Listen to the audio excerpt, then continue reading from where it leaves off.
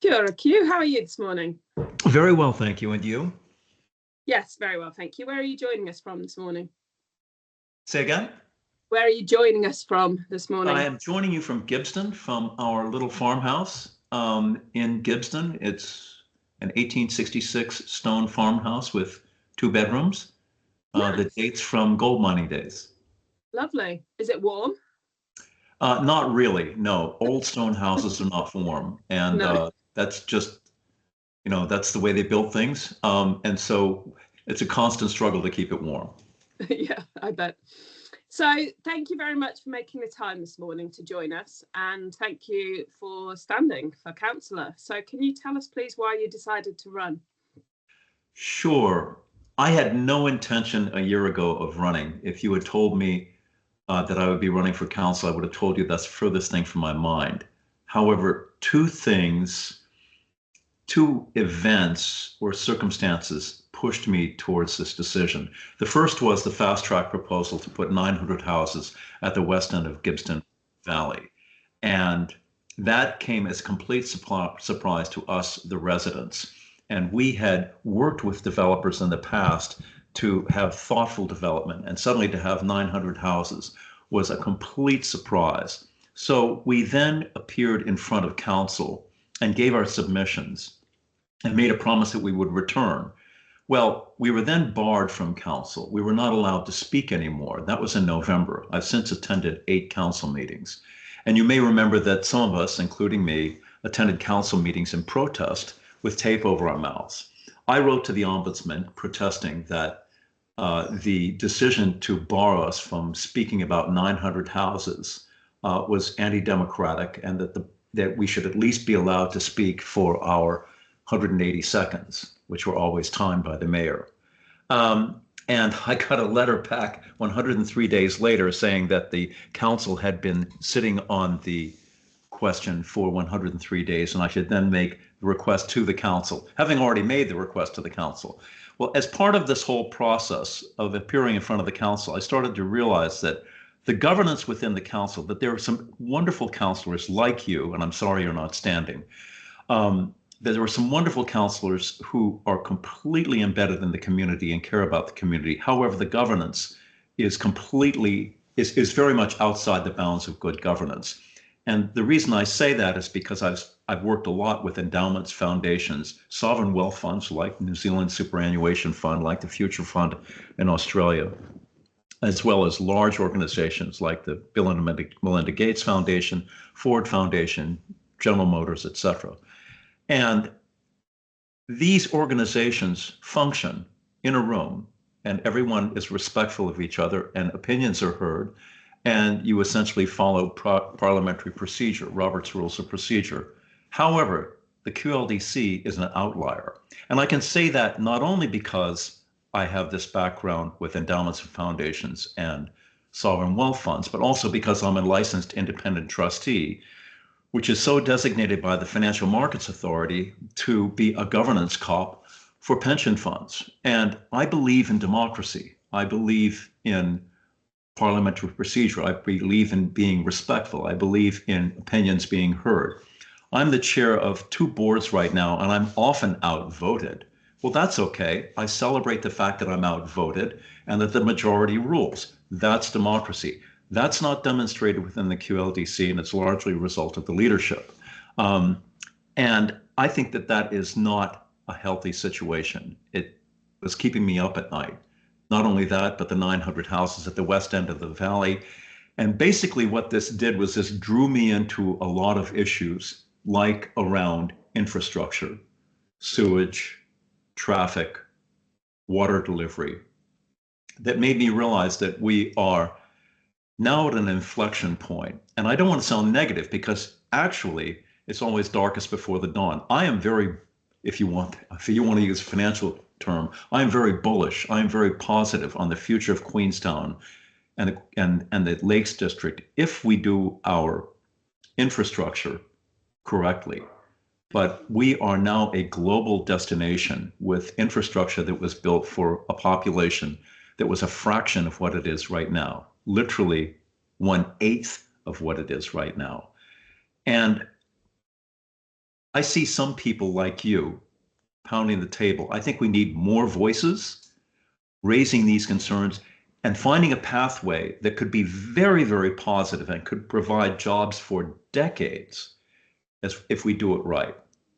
And I'm not anti-growth and stop all housing developments, but we don't have the infrastructure. To me, the infrastructure is the most important thing. And to take it back to my little patch of the woods, 900 houses can't be supported by a 2-lane bridge and a 2-lane road right next to the largest river in the South Island. So that's why I got involved. These things were literally keeping me up at night.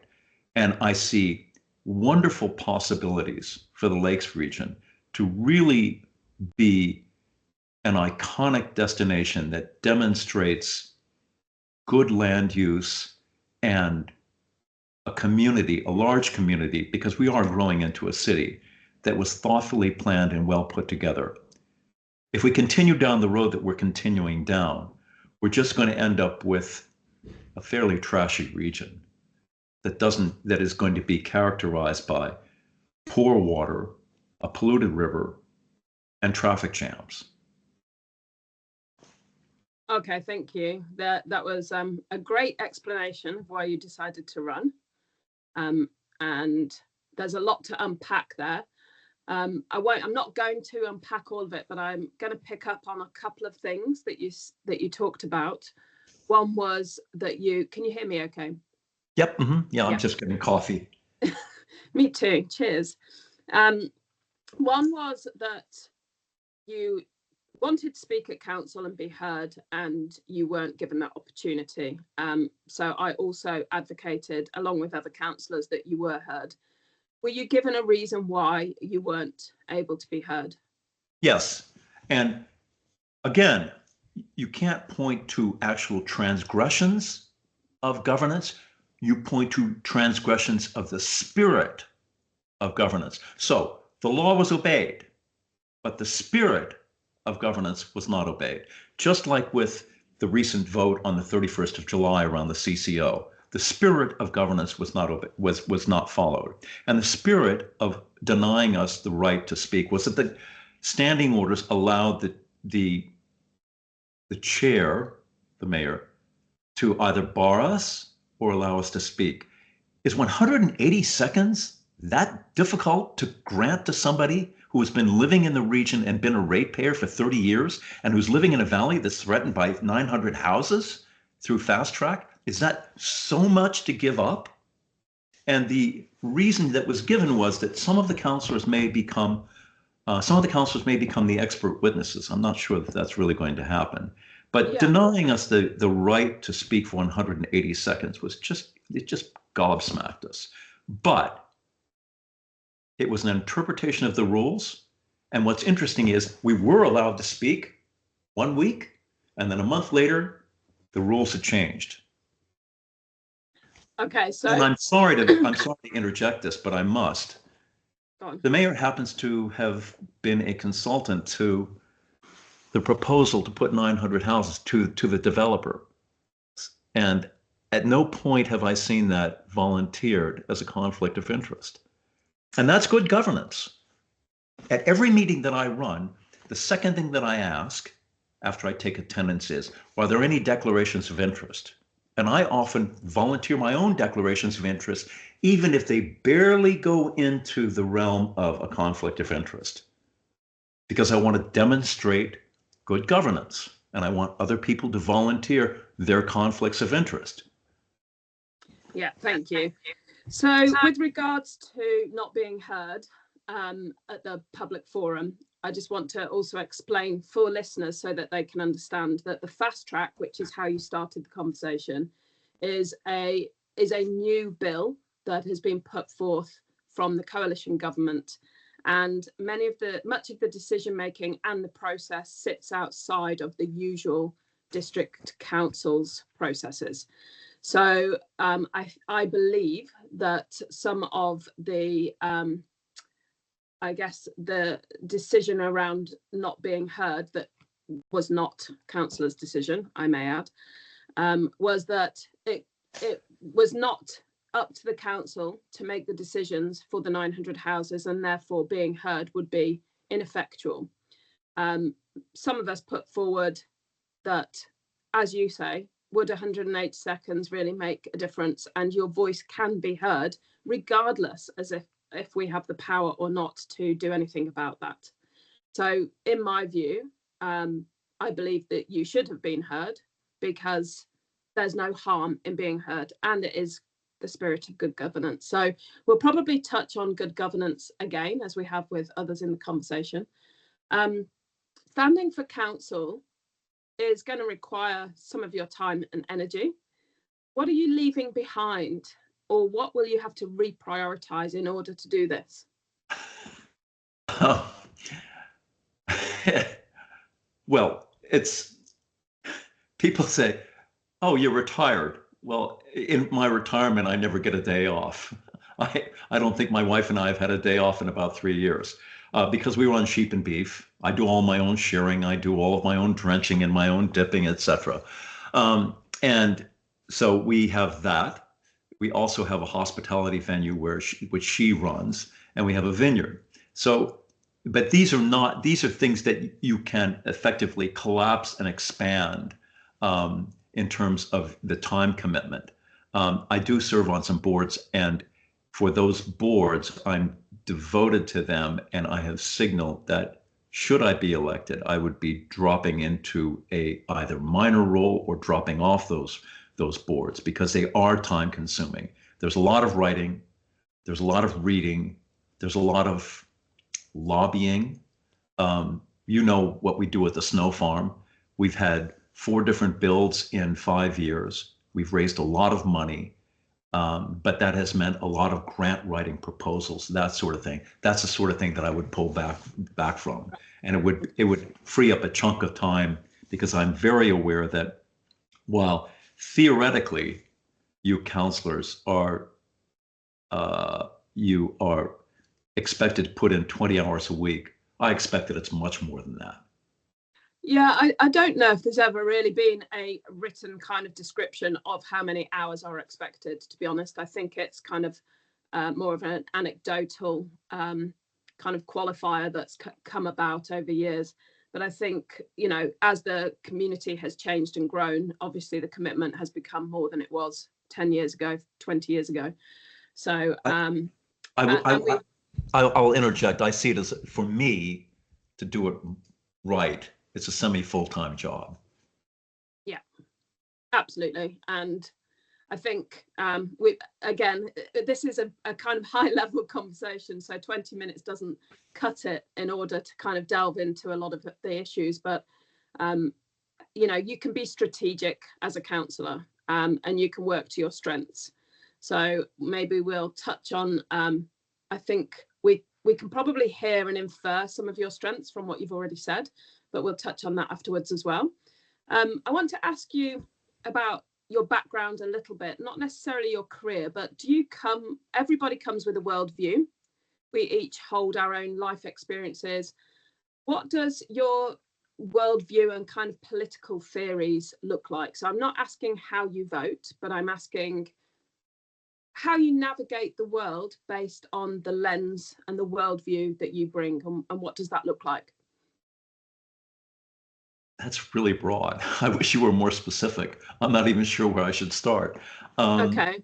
Well, so maybe a little bit about your history, your background, your family, or the way Sure. that you view the world in terms of the example that I keep giving is that for me, Sure. my worldview is that I look very strongly at the foundations of ecology, and I believe that healthy economies are based on healthy ecology, for example. So I have a very kind of nature-based view of Right.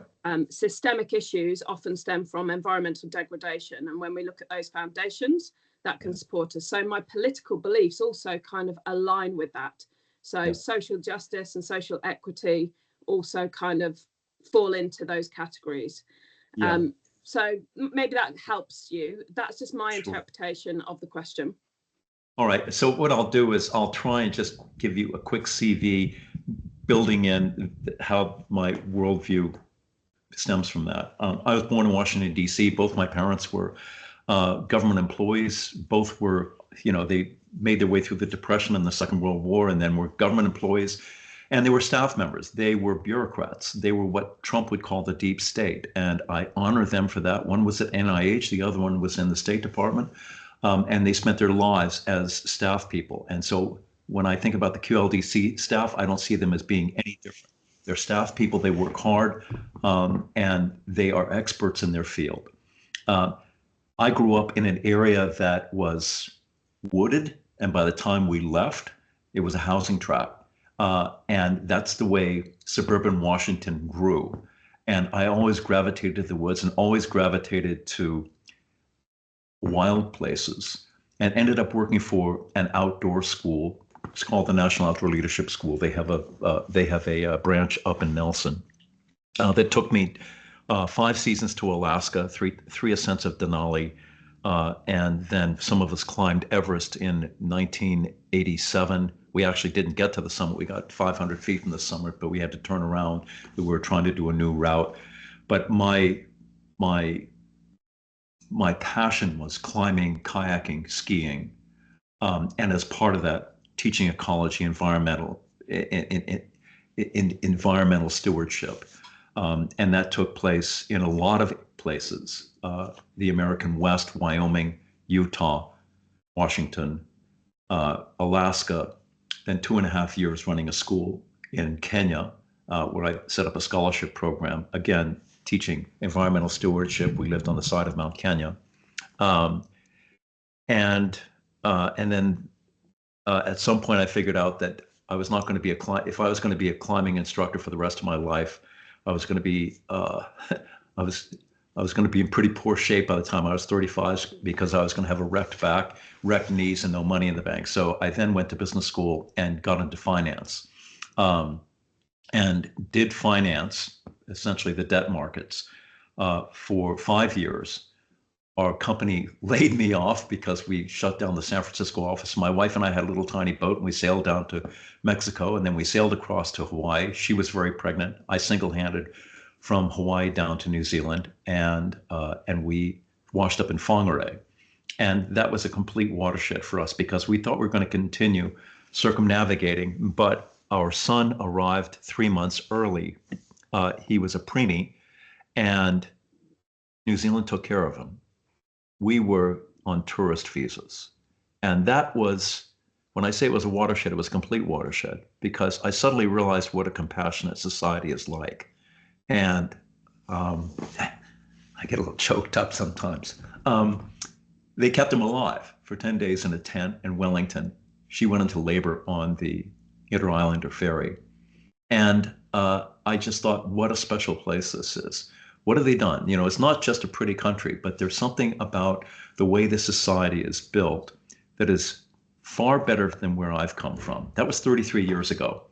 And I rejoined my old company that had laid me off in San Francisco, and spent 4 years in Wellington, right on the terrace, and got to know everybody in the Beehive and everybody in the Reserve Bank and in the Treasury, and then was transferred to Australia. But by that time we had citizenship, and we had bought this little farm, and we always considered this home. And so we always came back here. Sometimes in between jobs, we'd spend months or years here. Our kids went to primary school in Arrowtown, and we lived for a long time in Japan for 11 years. And this was the place we wanted to come back to. And it never stopped being special. And it never stopped being what we considered home. And so I am passionate about New Zealand, about what it means, and also about keeping it from making the mistakes that other large countries have made around the environment, around development, around unplanned development, and around environmental degradation. I really mean that, because I've seen a lot of it. And that's part of the reason why I'm standing for council. There's that old hippie term, think globally, act locally. And that's exactly what I'm doing by running for council. Does that make sense? Thank you. Yeah, and I think knowing your background and the way you see the world is really helpful to people, because it's also how you navigate around the table and listen to others and, deliberate on decision making. So I want to ask you about that idea around deliberation and decision making. When we come to the table, we hold certain worldviews, we hold certain political ideologies, whether we think we do or not. I believe that most people probably do. How do you feel that you would go through that deliberation process and have an open mind and change your mind if need be? Or have you got examples of where you have significantly changed your view on something based on new evidence or new thinking, or I guess the perception of a majority? Look, I seek other people's opinions all the time. I haven't got some lock on the way forward. I have a view, I express my view, and then I reach out to other people. I worked in Africa for 2.5 years. I had to do most of my negotiating in Swahili. I worked in Japan for 11 years, largely with Japanese. Everything is about collaboration. And when you're in a foreign country, you better damn well be sensitive to the people around you and how they think, because what you may see is upside down is to them right side up. And it makes sense. And they've been doing it for a long time. So I haven't got any lock on the truth. And I'm always going to ask people what they think. And I want to be, and the best way to be in any committee is to try to reach out to somebody who you disagree with, understand their worldview, and then repeat it back to them and try to see it from their point of view and try to make a case for it, and then see where that fits with the original view that you had.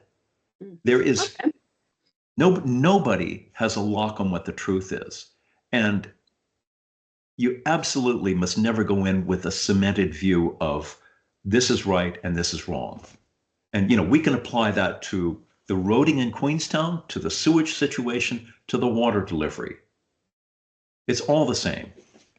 It is, absolutely. I do have a view, but of course, everyone does. But I want to be convinced of the other view to see if my view is right or wrong. Yeah, great. Okay. So listen, you're one of 12. So we're drawing probably towards the end of our conversation. You're one of 12. So what kind of characteristics are you looking for in a mayor? Because we have a number of candidates standing. What qualities do you require and are you looking for in order to work as a team with a mayor who is a chair to the full council meetings and obviously facilitates a lot within the council and externally? Pregnant question. Very simple. I'm looking we can talk about governance, we can talk about Robert's Rules of Procedure, we can talk about parliamentary procedure, all of that stuff. What I'm looking for is one simple thing: respect the people around the table. Respect their views and keep an open mind. And don't stomp on people if they have a different view, or maybe if they talk a little bit too long, or they say what you consider to be silly things. If you go to a CODC meeting, Central Otago District Council, or you go to an ORC meeting, they're very well run, and the chairs are very respectful, and they have good governance. Yeah, so leadership matters, doesn't it? I don't. Leadership matters. I have to be careful, but that is where there is a great deal of work to be done with the QLDC. And do you see that mostly in the governance rather than in the organisation externally? Is that where you see that?